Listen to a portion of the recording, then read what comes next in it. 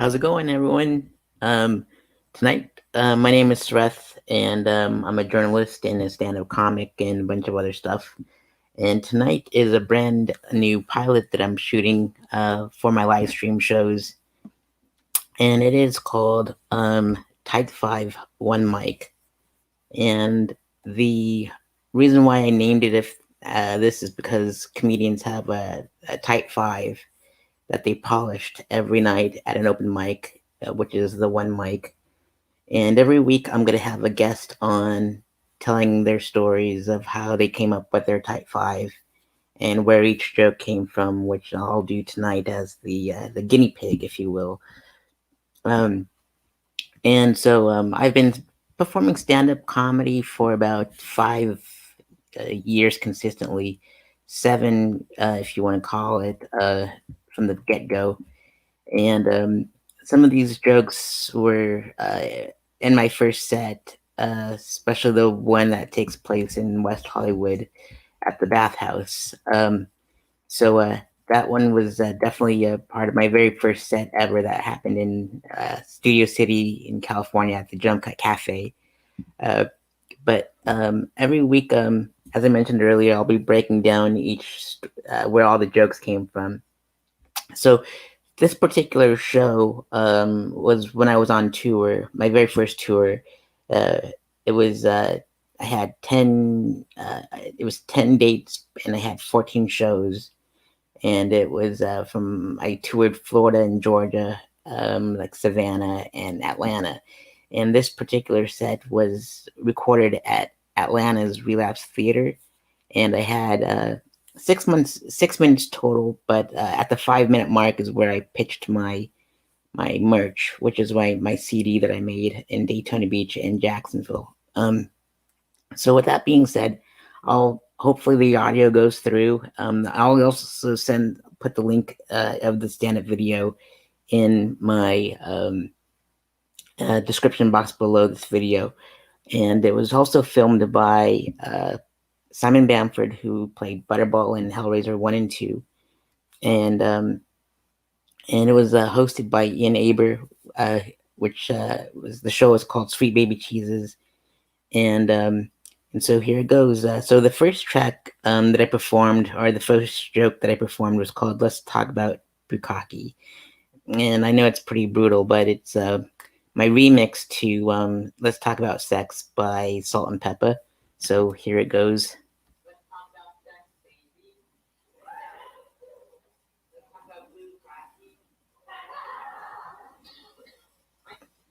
So as that one was a quick, short, I wanted to reel people in, and sure enough, it worked.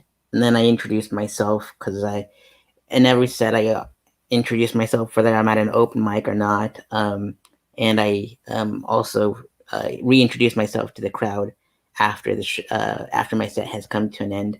But here goes.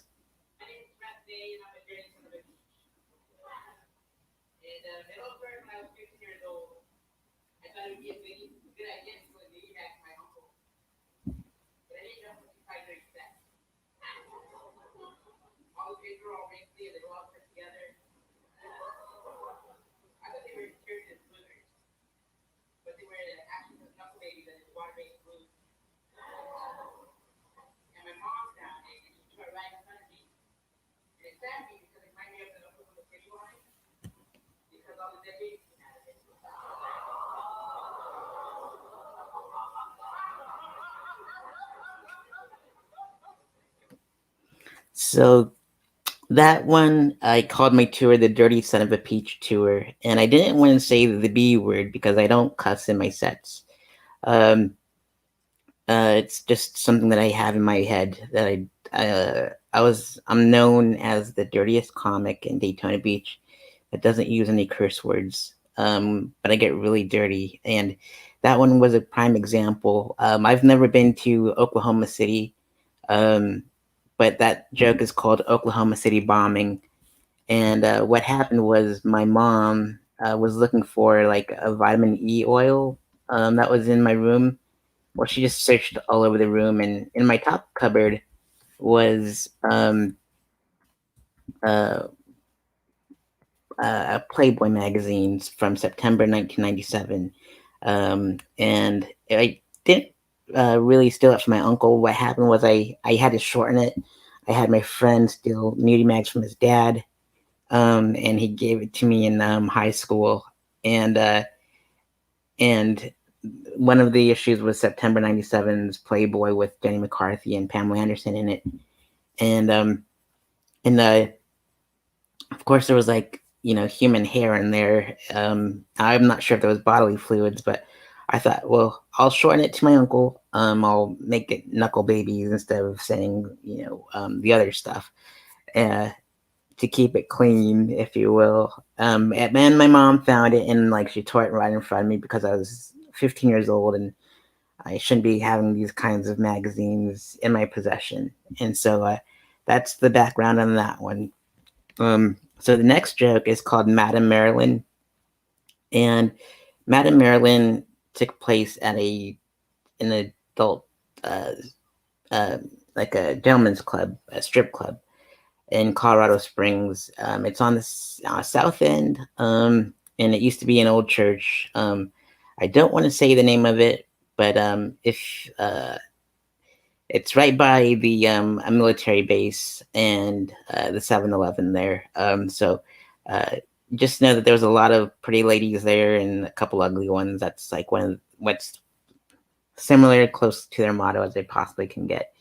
But my very first lap dance did come from a lady that looked like a Marilyn Manson, and I was 18 years old. It was my birthday, and my best friend at the time thought it'd be a good idea to just surprise me with a lap dance, and she looked a lot like Marilyn Manson. So this joke is my ode to her.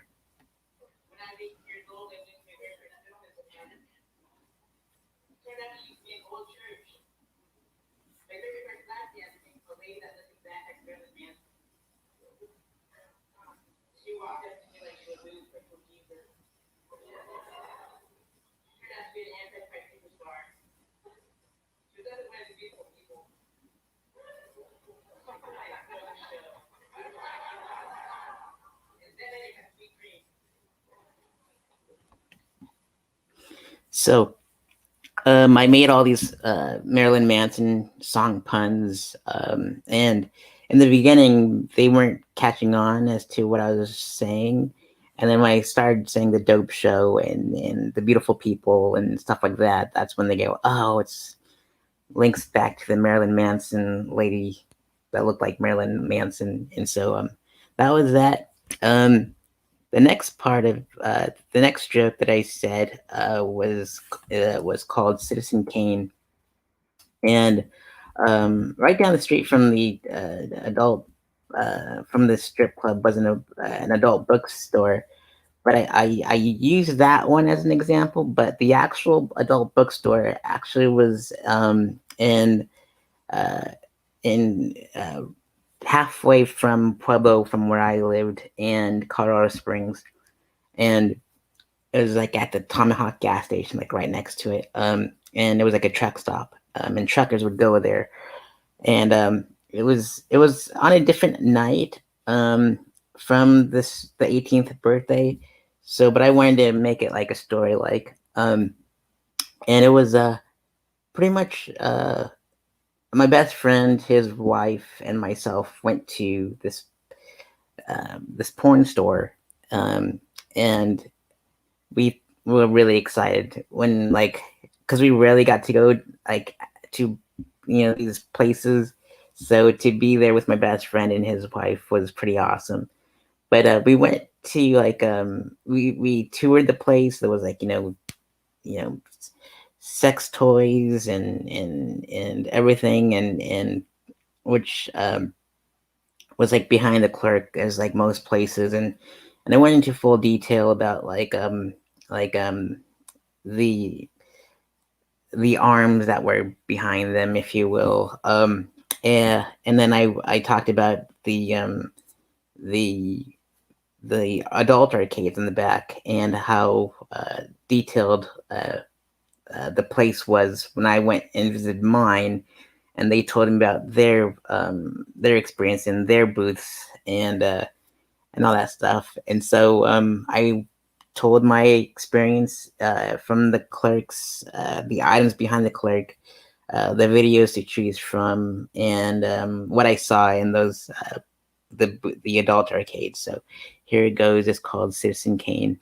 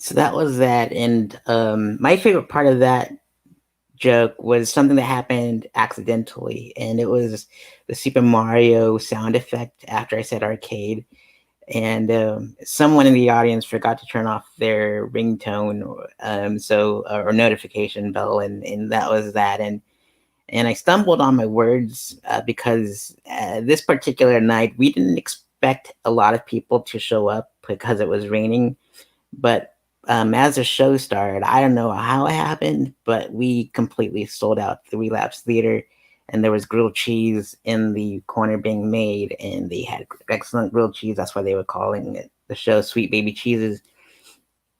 And and uh, and so like when people were laughed at these jokes, I stumbled backwards, and I was trying to tell a joke, and like every time they would laugh that hard, it came out like waves, like from one end to the other, and I never experienced that in my entire life doing stand up. And so I would stumble on my words in that part, and I would move back a couple steps because the laughter was so intense. So that's the joke about Citizen Kane. I'm a journalist too, and so that's why I was inspired by the film Citizen Kane. The next set of jokes, it's about um, a little over a minute long, a minute and 13 seconds, I believe, or something like that, or around that area. But it's called Cubs and Bears, and Cubs and Bears is about the time that I lived in Los Angeles, and the Cubs and the Bears are like teams in Chicago, and I it evolved into the Bears and the Cubs and the Bears because I paid homage to my buddy that lives in Chicago at the moment, and that's my way of like tipping my hat, say, hey, I'm thinking of you when I'm on stage. This is my ode to you, and so. After that, it like transitioned into the time that I went to an adult uh, to a place which I will explain later after the Cubs and Bears joke. So enjoy that part, and here goes.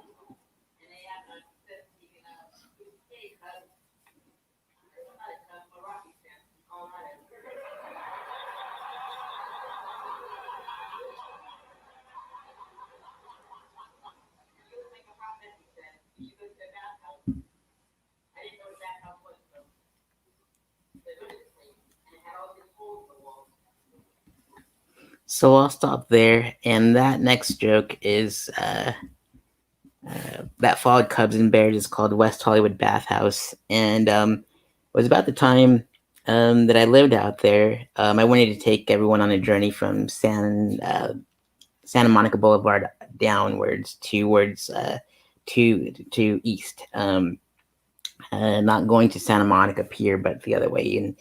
And there is an adult uh, a bathhouse if you turn a certain street. Uh, and I'll uh, I went there with a buddy during Gay Pride weekend because well he would always hit on me, and he had a lady, and I'm like I'm not a home wrecker, and so we I took him to this place and to a bathhouse, and we paid $21 each, and they checked our ID and they swiped it to make sure like we weren't whatever, didn't have anything or not registered as a sex offender or anything like that, I guess. Whatever they do with your ID, whatever they do. But I remember they gave us like these little bags and like a pass, like a coupon in there, and like a condom and a lube, and uh, a place to go to if you want to get checked after you leave the place. And so we go there, and I was like a really big guy, and he was a really tiny dude. And all that time that we were there, it reminded me of like Chris Farley and David Spade. And we weren't supposed to. When you go to those places, you're not supposed to share a room, because like there's only one room for one person there, but there's like holes in each wall so you can do different stuff. Um, so this is my experience. So we'll go from there.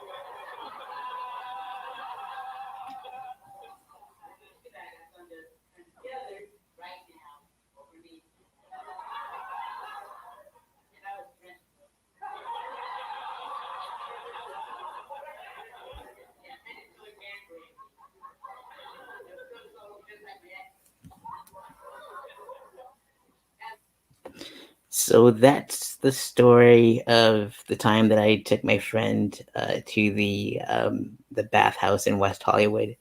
Peckers really didn't hit me, and there was no man gravy on me, but I had to embellish it a little bit just for the joke, for the sake of the laughter. And that set is called "Sex Jokes and Rock and Roll," because I made reference to Salt and Pepper in the beginning, um, and Marilyn Manson. Um, Made fun a little bit of fun with Five Finger Death Punch in there during the Citizen Kane joke. And also there's Iron Maiden, Judas Priest, the Beatles, all in there. And so that's why I called it Sex, Drugs, and Rock and Roll. Um, and so, as I mentioned earlier, the 5 minute mark, I didn't know how to pitch my merch, so it's at the 5:11 mark, and this is how I pitched it.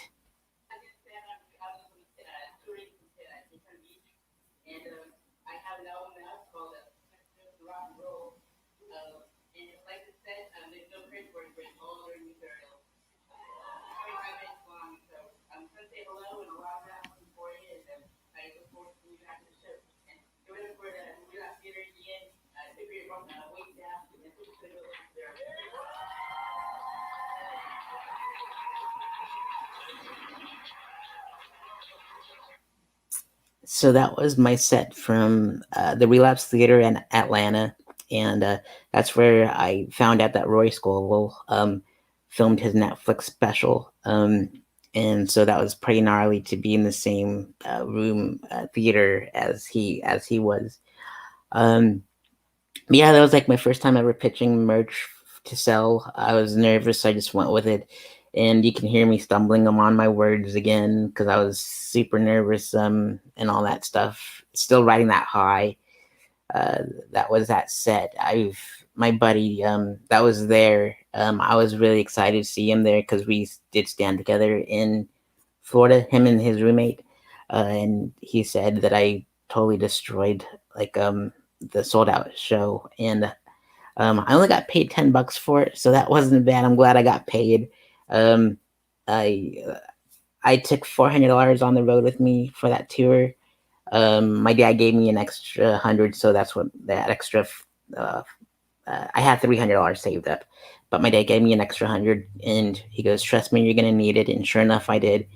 And I sold about like 8 albums on tour, and so by the time I got all done with the tour, I came back home with $40.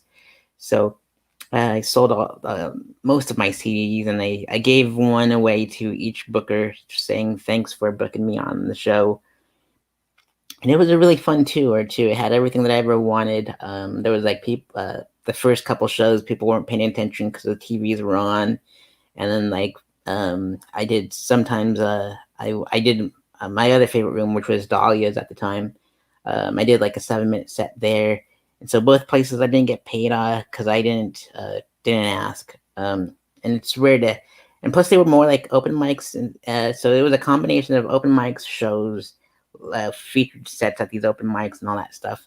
Um, so Savannah paid $10, and Atlanta paid me $10.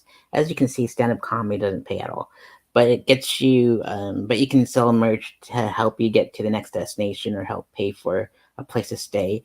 And my friend Hans, thankfully, at the time he had a bed and breakfast like an hour north of Atlanta, so he definitely hooked me up with a place to stay and breakfast too, which was great. Um, and after that, I drove all the way to Tallahassee, which was like a 6 hour drive, um, and to do a couple minutes. I didn't get paid because I was a guest spot too, but I did give away CDs and interviewed some of my pals in Tallahassee. So they're lifelong friends now. So you could see all the interviews on my website, on my YouTube channel, and my website too.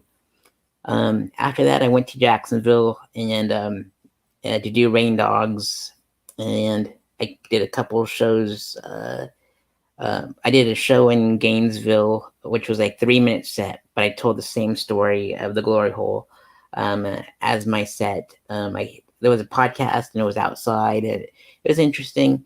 The following Wednesday, I went to Flagler Beach, and I did another show at the Tirnanog Irish Pub, my homeroom, which I'm raising funds for here. That you can see on the bottom, and where to follow them on Instagram and Facebook and stuff.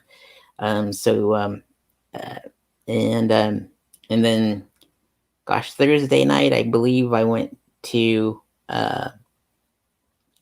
Thursday night I went to uh, St. Augustine and did a storytelling show at my storytelling room, and I also performed at an art gallery that used to be open, and that was slash a bar. So I did like 20 minutes there. Rarely got paid for any of those. As I mentioned, Friday I did another show at the Nog. Saturday I did two shows. One was at an open mic at Drunken Monkey, and the last one was at this thing called Shit Sandwich, hosted by my pal Ross McCoy, and produced by my pal Doug McPherson. So next week I'm actually having Ross as my guest for next week's Type 5 One Mic show, and his room is pretty awesome to do stand up. I think I bombed there once, but like my other sets were pretty awesome. They went well. But let's see here. I think that's pretty much the first pilot episode of Type 5 One Mic. And